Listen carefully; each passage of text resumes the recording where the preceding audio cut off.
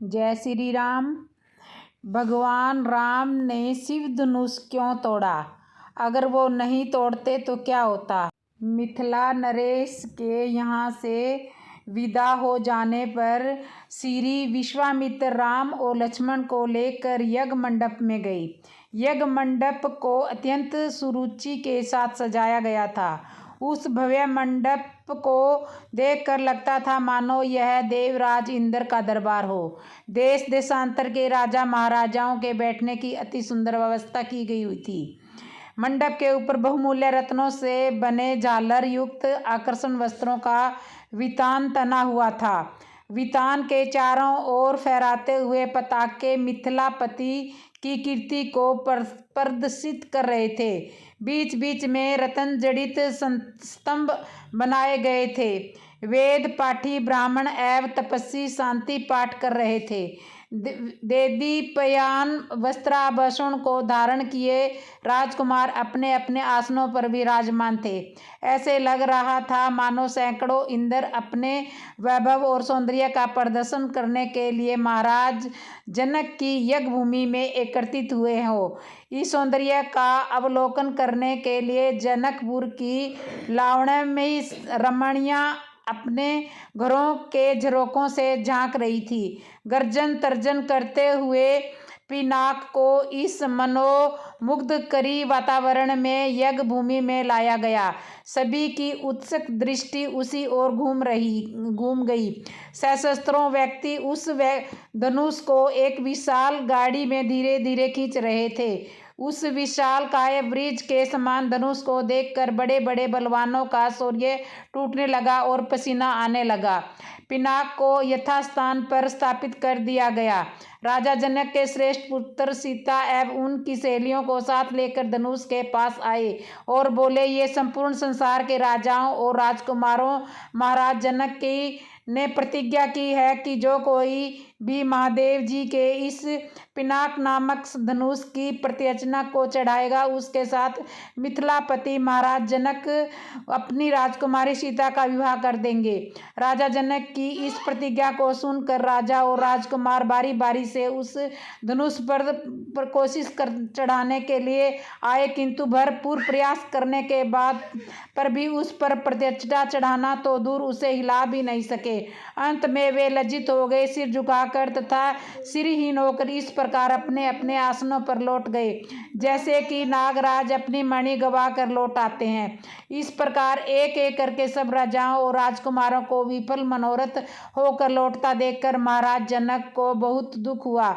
उन्होंने बड़ी निराशा के साथ मर्म भेदी स्वर में कहा, संपूर्ण संसार के विख्याता शक्तिशाली योद्धा यहाँ विद्वान है, किंतु बड़े दुख की बात यह है कि उनमें से कोई भी पिनाक पर प्रत्यंचा नहीं चढ़ा सका। उनकी इस असफलता को देखकर ऐसा प्रतीत होता है कि पृथ्वी सूरवीर क्षत्रियों से खाली हो गई है।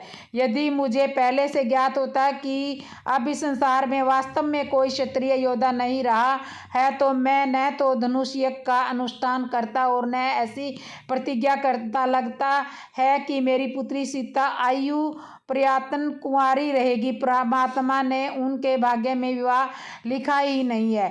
महाराज जनक की यह बात सुनकर उन सभी राजाओं और राजकुमारों ने जो अपनी असफलता से पहले ही लज्जित हो रहे थे, शुभ मन से दृष्टि नीचे झुका लिया। राजा जनक के द्वारा की गई इस भर्त्सना का उनके पास कोई उत्तर नहीं था, परंतु अयोध्या के छोटे राजकुमार लक्ष्मण को मिथिलापति द्वारा समस्त क्षत्रियों पर लगाया गया लांछन सहन नहीं हुआ। कुपित होकर उन्होंने अपनी भ्रिकुटी चढ़ा ली और तीखे शब्दों में बोले, हे मिथिला के स्वामी राजा जनक, आपके शब्द सर्वथा अनुचित है और सूर्यकुल तथा रघुवंश का अपमान करने वाले हैं।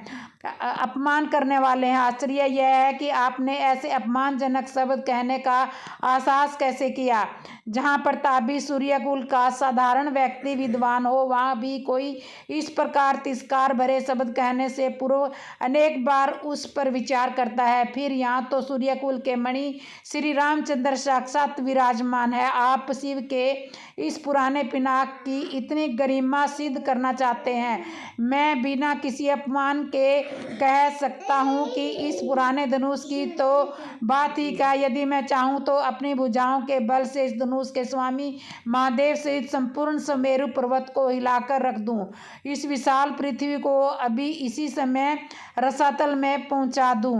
ऐसा कहते हुए लक्ष्मण के नेत्र क्रोध से लाल हो गए, उनकी भुजाएं भड़कने लगी और उनका संपूर्ण शरीर क्रोध की ज्वाला के कारण थर-थर कांपने लगा।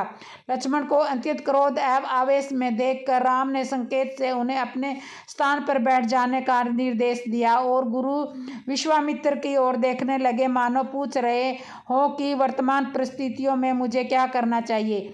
विश्वामित्र ने कहा, वत्स्य लक्ष्मण ने सूर्यकुल की जिस मर्यादा एवं गौरव का वर्णन किया है वह सत्य है। अब तुम धनुष पर प्रत्यंचड़ा चढ़ाकर लक्ष्मण के वचन को सिद्ध करके दिखाओ। गुरु की आज्ञा पाकर रामचंद्र मंद गति से पग बढ़ाते हुए शिव जी के धनुष के पास पहुंचे। राम को धनुष की ओर आते देख सीता और उसकी सखियां बहुत तथा जनकपुर के समस्त दृश्य गण अत्यंत प्रसन्न हुए, किंतु उनकी प्रसन्नता को संशय ने घेर लिया। वे सोचने लगे कि जब विश्व विख्यात शक्तिशाली राजा और राजकुमार इस शिव जी के धनुष को हिला नहीं सके, तो राम जैसे सुकुमार किशोर पिनाक की प्रचंडा चढ़ाने में कैसे सफल हो सकेंगे। सीतामणि मन परमात्मा से प्रार्थना करने लगे कि हे सर्वशक्तिमान, इनके उद्देश्य में सफलता प्रदान करने की दया कीजिए। मेरा हृदय भी इनकी ओर आकर्षित हो गया है, अतः इनकी लाज भी आपको ही रखनी है।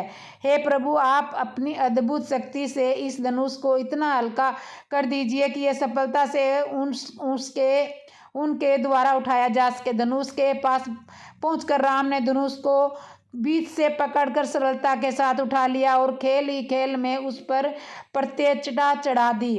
प्रत्यंचड़ा चढ़ाकर ज्यों ही उन्होंने धनुष की डोर पकड़कर कान तक खींची, त्यों ही वह धनुष भयंकर शोर मचाता हुआ तड़ाक कर टूट गया। उस नाद से अधिकांश दर्शक मूर्छित होकर भूमि पर गिर पड़े। सिर्फ विश्वामित्र, राजा जनक, राम, लक्ष्मण आदि कुछ ही ऐसे लोग थे जिन पर इस भयंकर स्थिति का कोई प्रभाव नहीं पड़ा। कुछ काल पश्चात जब उस सब की मूर्छा दूर हुई तो वे राम की सराहना करने लगे। धनुष भंग हो जाने पर राजा जनक ने विश्वामित्र से कहा, मुनिवर, मेरी प्रतिज्ञा पूर्ण हुई, इसलिए अब मैं सीता का विवाह रामचंद्र जी के साथ करना चाहता हूँ। मुझे अपने मंत्रियों और पुरोहित को विवाह का आदेश देकर महाराजा दशरथ के पास अयोध्या भेजने की आज्ञा दें। विश्वामित्र प्रसन्न होकर बोले, राजन, आज आप कस ऐसा ही करना ही उचित है। अपने मंत्रियों को यह भी आदेश दे दें कि वे राजा दशरथ को संदेश दें कि दोनों राजकुमार कुशल पूर्वक यहाँ पहुँच गए हैं। विश्वामित्र के वचनों से संतुष्ट होकर मिथिलापति जनक ने सीता को बुलवाया। वे अपनी सखियों के साथ हाथ में वरमाला लिए मंथर गति से लजाती हुई वहां आई और जहां धनुष को तोड़ने के पश्चात श्री राम जी खड़े हुए थे, सखियों ने मंगल गान प्रारंभ कर दिया और लज्जा और संकोच अवहरस के भाव से परिपूर्ण सीता जी ने धीरे से श्री राम जी के गले में वरमाला डाल दी। तो जय श्री राम। तो कैसी लगी आपको मेरी ये कथा, और जिसने भी मेरे चैनल को सब्सक्राइब नहीं किया सब्सक्राइब करना, और कमेंट में जय श्री राम, जय श्री सीता, जय श्री सीतापति रामचंद्र भगवान की जय तो जरूर बोल देना।